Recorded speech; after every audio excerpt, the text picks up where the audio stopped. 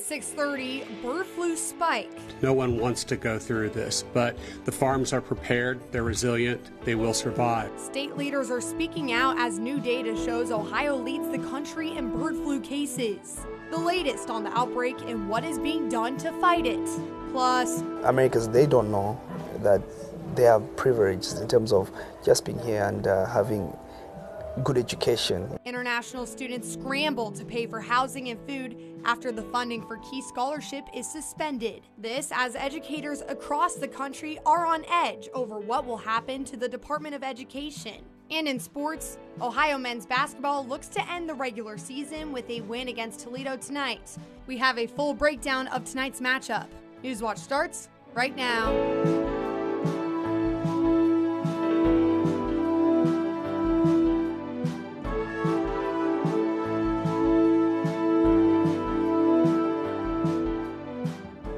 Thanks for joining us tonight. I'm Reese Thompson. We have several important stories to get to tonight, but first we want to take a quick check on the weather forecast. Isabel Isco is in the Weather Center. Isabel, it was another cold day outside, but could things change this weekend? You're going to like the answer. It is looking like we're having a warm up as we go through our weekend, but for today, like she said, it has been a cold one. Mostly in those mid-30s, and then as we made it through the day, we did get to those mid-40s out there. So it has been a little bit warmer than it was last night. We are having this system moving its way through, giving us this high pressure system right on the edge. We're on this kind of the edge of the system making its way through, and we're having mostly cloud cover and a lot of that chance of rain that's going more north. We will be hit with it looking at tonight. Currently 43 in Athens, cloud cover all across southeast Ohio. We do have a chance of rain for tonight. That is mostly after that 8 o'clock time until our 2 a.m. So if you have any Friday night plans, you will need that jacket. You will need to bundle up. We are still having that overnight low of 35. Not quite into those freezing temperatures, but it is on that cooler side with that, again, 40% chance of rain. Won't be too much rain out there. After today, after we get through that rain that is possible, we'll be starting to warm up and see that sun once again. I'll be talking about that in my full forecast. Let's take it back over to Reese. Thank you, Isabel. New tonight, a hearing date is set for the mayor of Coal Grove after he pleads not guilty to several criminal charges, including operating a vehicle under the influence. Mayor Andy Holmes is accused of driving drunk and rear-ending a woman's vehicle, then taking off from the scene. According to court documents, hit the woman's car along South 3rd Street in Ironton on March 1st. Police have also accused Holmes of resisting arrest and assaulting an officer. He'll be back in court for a pretrial hearing on March 27th. Investigators began piecing together what led to a fatal crash between a car and a semi-truck along State Route 37 in Perry County. Troopers with the Ohio State Highway Patrol were called to the scene near Flagdale Road in Jackson Township around 3 p.m. yesterday. OSHP says 71-year-old William Conkler was driving westbound on Route 37 and crossed the center line, hitting the semi head-on. Both vehicles drove off the edge of the road, hitting the guardrail. Conkler was pronounced dead at the scene. The driver of the semi has been treated for minor injuries. Governor Mike DeWine plans to meet with the U.S. Secretary of Agriculture to discuss what ways to tackle the growing bird flu outbreak in Ohio. According to the USDA, Ohio leads the country in confirmed cases over the last month. State officials say 15.5 million birds have had to be depopulated since late December to combat this outbreak. Not all of the depopulated birds were infected, but some were in close proximity and were affected by regulation standards. DeWine says he wants to stress to federal leaders the urgency of this outbreak's impact on Ohio's farms and consumers. These farmers are doing everything that they can do, and they're doing exactly what they're being told to do. This is a federal government sets the criteria, sets the protocol. We are following that. DeWine says he wants to prioritize research into bird flu and a vaccine. The state veterinarian says the USDA does not have a lot of information on how that vaccine will be implemented yet. An Ohio House lawmaker introduced his own set of changes to the state's cannabis laws just a week after the Senate passed its own proposal. The bill addresses both the existing medical and recreational programs as well as Delta 8, THC, and other similar products. Delta 8 THC has gone unregulated by the state for years, as lawmakers haven't been able to decide how they want to regulate it. Under this proposal, THC products would have had to be bought at dispensaries. The bill also bans public smoking, but allows for people to smoke on their property. This is a direct contract from the bill passed by the Senate earlier this week, which limits Ohioans to only partaking in the drug inside private residences. The House bill is currently awaiting a committee assignment. Moving from the Ohio House to the West Virginia State House, a new bill allowing teachers to carry concealed weapons at schools is on the move in the House of Delegates. The proposal was overwhelmingly passed by the House Education Committee. 3 Democrats voted against the issue. They say it's just not a bill that teachers are asking for. They worry it could create more opportunities for gun incidents in the classroom. The bill sponsors argued this would help save lives. The bill now heads to the House Judiciary Committee before it receives a full floor vote. Funding for an agency critical to study abroad programs for U.S. and international students remains frozen a week after a deadline set by the Department of State. Newswatch reporter Allison Patton spoke to students who lost their funding from March. She joins us now from the WOUB newsroom. Allison, can you tell us more about the impact of this freeze? Reese, international students at Ohio University say they fear for the future of their education. Some of these students are Fulbright scholars, one of the most prestigious scholarship programs worldwide. Students say they worry they won't be able to finish their programs because of financial uncertainty and feel they can't speak out over fears of being deported based on President Trump's social media posts. The affected students received an email at the end of last week saying the stipend they were counting on wasn't coming. This stipend helps cover living expenses while studying in the U.S. The scholarship agency prohibits students from getting jobs, so students don't have much money. I spoke to one international student who wishes to remain anonymous because the scholarship agency restricts what he can say to the media. He's at OU with his wife and hopes what little money his wife makes will get them through the month, because leaving America without a degree isn't acceptable to him while his home country doesn't have universities like the United States. Americans, they don't know that they have privileges in terms of just being here and having good education, you know. If, let's say, this university was back in my country, it would be the best university in the country. You say this one student got cut funding from a state-funded scholarship. Allison, are international students losing funding other ways? Yes, Reese, they are. Students who receive a scholarship through USAID got their funding completely cut. I also spoke to another student who was worried about speaking out for fear of retaliation by the federal government. He was awarded a scholarship funded through USAID, and when the Trump administration pulled funding last month, his stipend went with it. The student told his advisor, and she said she wouldn't let him go on her watch, bringing the student almost to tears. I was about to cry, but I could not to cry. This is, the emotion was so raw at this point. I was. Luckily for the student, within 48 hours, Ohio University stepped in. They waived his tuition and gave him a paid graduate assistantship. Now there's a chance stipends could be reinstated for Fulbright students. What was called a temporary freeze was supposed to end a week ago, but it's still in place.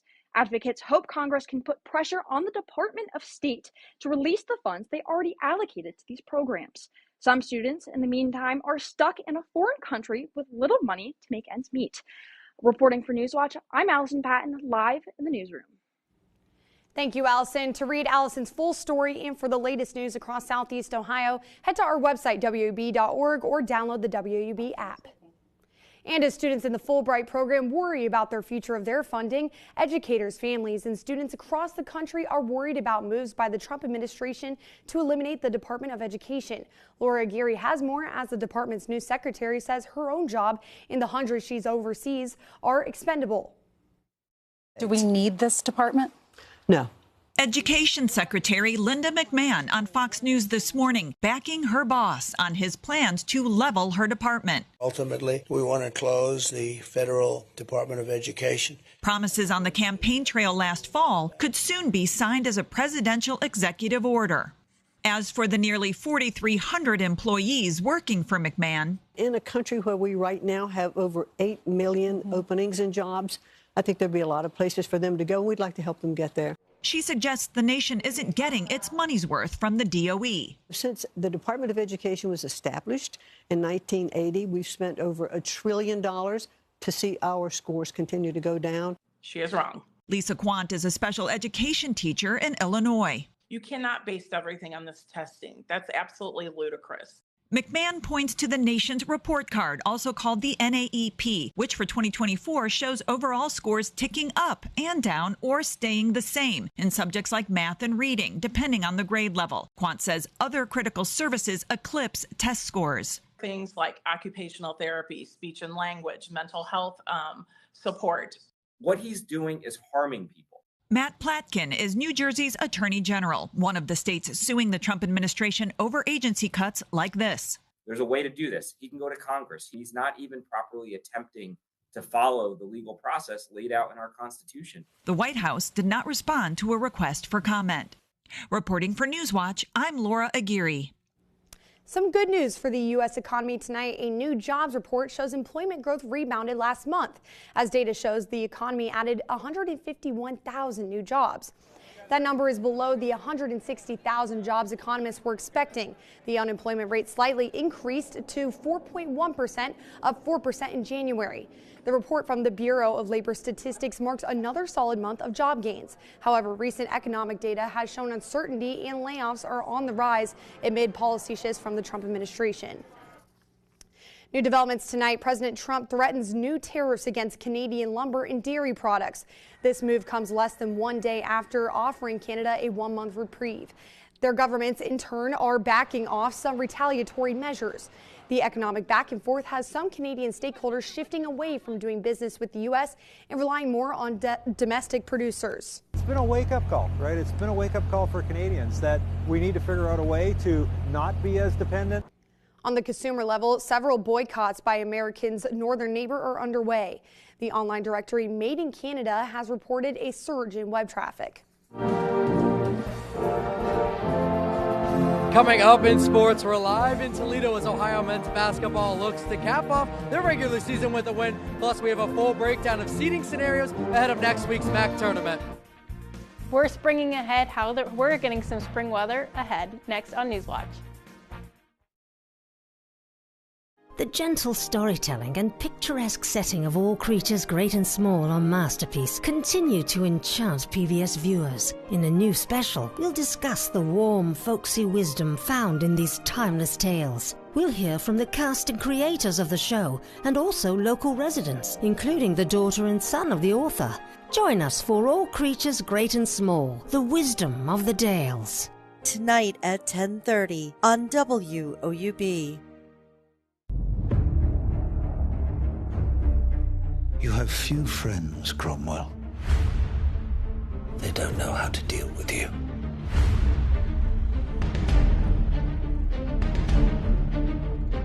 When your only course is to destroy your enemy, before they wake in the morning, have the axe in your hand.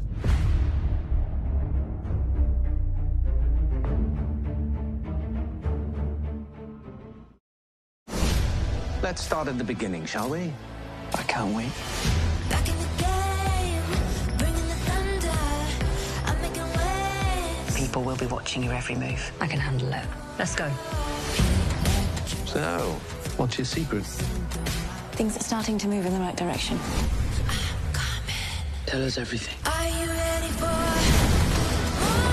Just getting started, locked on the target. Are you ready for more? No one is going to tell me who I can or can't be. Troubles, honey? Like you wouldn't believe. Hop in. Every day, I see the evidence of all that love can do. Whatever happens, we'll be together. There's nowhere else in the world I'd rather be. This was perfect.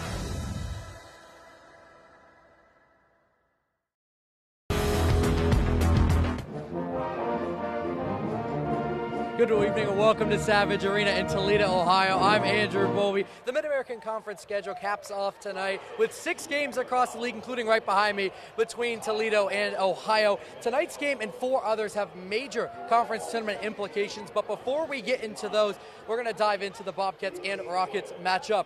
These two met back in late January down in Athens, but Ohio was without both A.J. Clayton and Aiden Hadaway. Even without their stars, the Bobcats hung around in that game, and they were able to go in a high-scoring back-and-forth game. Came down to the final seconds, but ultimately Toledo prevailed by a final of 86-83. In that game, 6 Rockets scored in double figures, including all 5 starters, and that game was another in a long line of dominance in this head-to-head for Toledo. The Rockets have won 12 of the last 13 against Ohio, and the Bobcats haven't won in Savage Arena since January 26, 2016. However, since that year's first meeting, things have spiraled downhill for Toledo. After beating JMU in the MAC Sunbelt Challenge, the Rockets have dropped 6 of 7 conference games, and they haven't been great losses. That streak has a 40-point Kent State loss and a defeat to the hands of Buffalo, a team that's not in the conference tournament picture. As Ohio enters this game, well, they are trying to play with more urgency. That's the word used by Jeff Bowles and Sharif Mitchell after Tuesday's night's loss to Eastern Michigan, what looked to be a final hurrah inside the convo. Instead, it was a disappointing loss that Ohio just didn't execute in.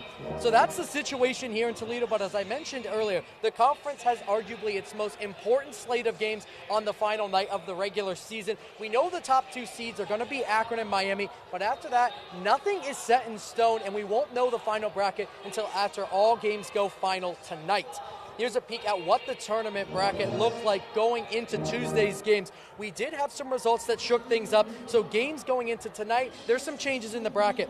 Western Michigan fell to the 8th seed, and because Bowling Green beat NIU, they are now in the tournament, but those two play each other in just a few minutes. Eastern Michigan's win bumped them up over Toledo, but as we begin tonight, there are 2 sections of the brackets to keep an eye on. The first is the seeding between 3 and 6. Our game here in Toledo, plus Kent State, Eastern Michigan, will decide how those 4 shake out. For Ohio, a win is the simplest path that secures them the 3 seed. A loss makes things more complicated. The Bobcats will wind up with the 5 seed following a defeat and a Kent State win. They get the 6 seed if Eastern Michigan wins. Then we go to the 4 teams competing for just 2 spots in Cleveland. BG and Western Michigan tip off just down the road, but the winner getting the 7 seed. Loser would only make it if both Ball State and Central Michigan lose. However, the Chippewas are a 15-point home favorite over NIU, so it's likely that they will claim the 8th seed. It is a great night to be a MAC basketball fan, and we'll be scoreboard watching all night long. And I just want to throw it out there, if Ohio ends with either the 3 or the 5 seed coming out tonight, it means a rematch with Toledo in next week's conference tournament. We'll have full coverage of tonight's game and MAC tournament implications on X at Bobcat Showcase. Reese. Looking forward to watching tonight. Thank you, Andrew. I'm joined on the desk with Newswatch forecaster Isabel Isco. Isabel, you said earlier today we will be seeing some warmer temperatures, luckily, but yes. I know for some people spring break is starting this upcoming week. Will we be continuing to see those warmer temperatures? Yes, we'll be seeing these warmer temperatures. We're really starting to get into fall here. Today we haven't felt like spring, but we will very soon. Right now out there, Athens 43. We do have some cloud cover coming in. We do have a chance of rain for tonight. That'll be happening anywhere from the 8 p.m. until about 2 a.m. hour. So if you're heading outside, if you have those Friday night plans, make sure you bring that umbrella. It won't be too measurable of rain, but just a damper on your Friday night. And with that 40% chance of rain, that cloud cover, it will keep our overnight low to above freezing, but it'll still be a quite chilly one with 35 of our low. Tomorrow morning, we're having this low pressure system making its way through. We're kind of sandwiched in. We're having some cloud cover for our Saturday morning. Still, these cooler temperatures will be slowly getting warmer as our weekend goes on. So these colder temperatures moving its way through. But once we hit 24 hours ahead, we are going to be having this high pressure system kind of moving its way in and making our skies a lot more sunny as we get through our weekend. So for our tomorrow, 46 as our high, a lot very similar to today. That low of 28, we don't have those clouds holding in our warm temperatures, so we'll be at that low of 28, partly sunny skies.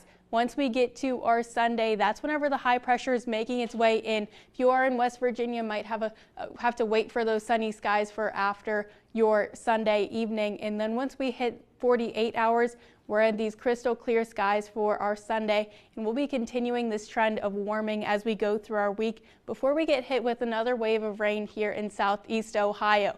We're having these temperatures in these mid 40s, mid 50s, and then once we break into our week, we'll be getting warmer as the week goes on.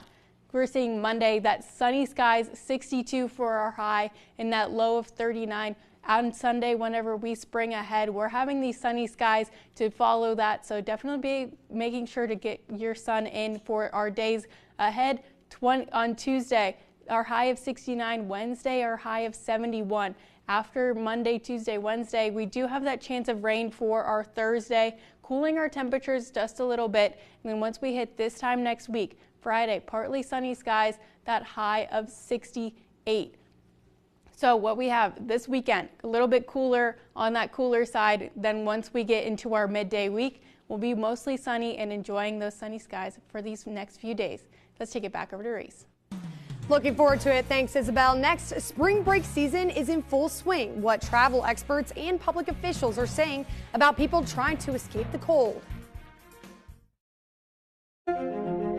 WOUB Public Media is partnering with organizations across the region to celebrate Women's History Month with screenings of the independent Lens documentary Free for All, the Public Library. The film tells the story of the pioneering women behind the free library movement, while also talking about the issues libraries are dealing with present day. Join us throughout the month of March.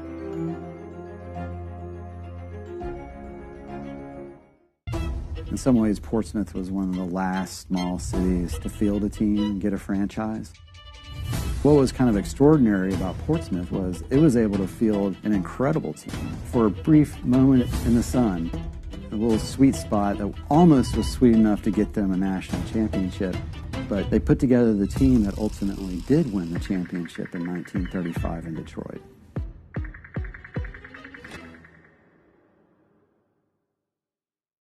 For more than 70 years, WOUB Public Media has been the place where people in our region turn to learn how stories of the past ignite the imagination of the future. It's where information, entertainment, and education work together to inform, enlighten, and inspire generations. It's the place where the community gathers to hear and see our world in new and innovative ways. WOUB, the public media you trust that's worthy of your support.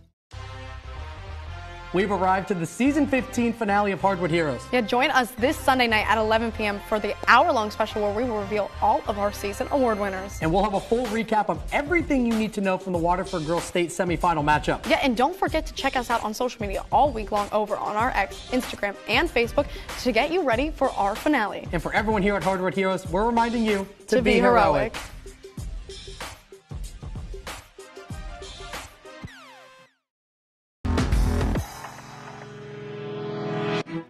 Saving money on a spring break trip may be on the front of travelers' minds. However, experts and officials are warning about potential issues with boat travel and safety. Brian Abel has more with what you should look for when deciding to book your trips. Spring break travel expected to break records again. We are seeing that travelers are flocking to warmer destinations. AAA says 3 of the top 4 destinations in the U.S. are in Florida, including Fort Lauderdale and Miami. If you plan on hitting the beach there, local leaders have a message for you. Worst spring break ever. In a PSA satirizing reality TV shows the city of Miami Beach, warning potential spring break revelers of restrictions and enforcement actions that may damper your plans. How you guys doing? What's going on? You're drinking in public. That's not allowed. The speaker, that's not allowed. Rule after rule after rule. Expensive parking, curfews, DUI checkpoints, and a heavy police presence are highlighted. It's part of a larger crackdown following the chaos of recent years, including stampedes and 2 deadly shootings in 2023. Further north, the Volusia County Sheriff doubling down on the message for high schoolers heading to popular county beaches like Daytona or New Smyrna. If they think we're playing here, we're not. We really don't want you here. I'm going to be honest with you. Nobody wants you here. There's also warnings for international travelers heading to popular destinations like Mexico. the State Department giving a level 3 travel advisory telling Americans to reconsider travel, with the U.S. Embassy in Mexico saying, because of crime, exercise caution in popular areas like Cancun, Playa del Carmen, and Tulum. In Washington, Brian Abel reporting. Don't forget to spring forward your clocks this weekend. Daylight savings times begins on Sunday, which means we lose an hour of sleep. But there are ways to avoid trouble sleeping. The extra hour of sunlight in the evening can often disrupt sleeping patterns in the days following the time change. Exposing yourself to bright morning sunlight the week after the change can help adjust your internal body clock. Doctors say people should be mindful of the change, but don't stress about it. For most people, just, being mindful and aware, but also not getting too distressed or overly focused on it is best. To lessen the impact on your sleep and help your body adjust, experts say to gradually adjust your bedtime and wake up 15 to 20 minutes before the time change. Still ahead, calling all pickle lovers. This annual Athens tradition is back and you can join in. How you can compete in this year's Pickle Fest. They're some of the best railway adventures in America. It's beautiful. I love it.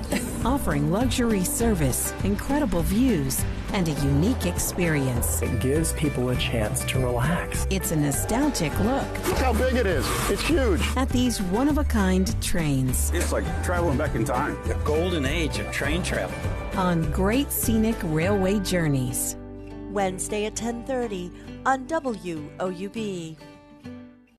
Buongiorno, I'm Rick Steves. Join me as we explore some of my favorite places in the heart of Italy. We'll retrace the steps of St. Francis in Assisi and bask in the dolce vita of Italy's vineyards, hill towns, and agriturismo hospitality. Whether you're planning your next trip or simply want a virtual visit, you won't want to miss this exciting tour through the heart of Italy. Tuesday at 8 on WOUB. Regardless of your stage of life, whether you're starting your first job, getting the keys to a new home, or enjoying retirement, it's never too early or too late to create an estate plan to care for loved ones and support the causes that are meaningful to you. WOUB Public Media is pleased to have partnered with Giving Dogs, a free resource for building an estate plan that fits your needs and protects the people and causes you care about. Visit WOUB.org and click the Support tab to get started today. I'm a queen. I don't fear anyone. This was a woman people wanted to follow. You are an important part of our work. You're stronger than you know. Saddle my horse immediately. She's a female trailblazer. We did it by acknowledging our own worth.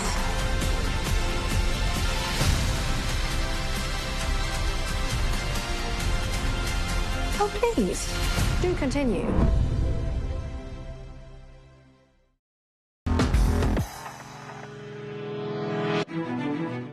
Calling all pickle lovers, Bagel Street Deli's annual Pickle Fest is set for March 28th. The one-of-a-kind competition began in 1997 and requires contestants to eat as many pickles as they can in 10 minutes. The event will have 4 rounds of eating, and the winner gets to name and create a specialty bagel witch.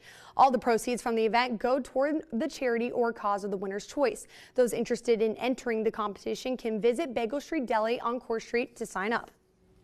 This is making me hungry. I might have to get a bagel after this. I definitely will. I haven't had dinner yet, and also with this weather that we're having, it has been a nice one to be outside a little bit on that chillier side, but it is still nice out there. Partly sunny skies for tomorrow. Tonight we will have some rain that is making its way through at that about 8 o'clock hour until 2 a.m. But after that, we'll be partly sunny to mostly sunny in these next few days. Sunday, Monday, Tuesday, we're starting to inch into those 60s, and then once we hit Wednesday, we'll be at that 71 mark with those partly sunny skies. The next time we'll see rain here in Athens is on Thursday, and then this time next week, again in those 60s. So we're starting to feel a lot more like spring. Thank you so much, Isabel. Thank you so much for joining us tonight. Stay tuned for the PBS NewsHour. Coming up next, Newswatch is taking a bit of a break and will return on March 17th. Until then, you can find the latest news anytime at WOUB. Have a great weekend.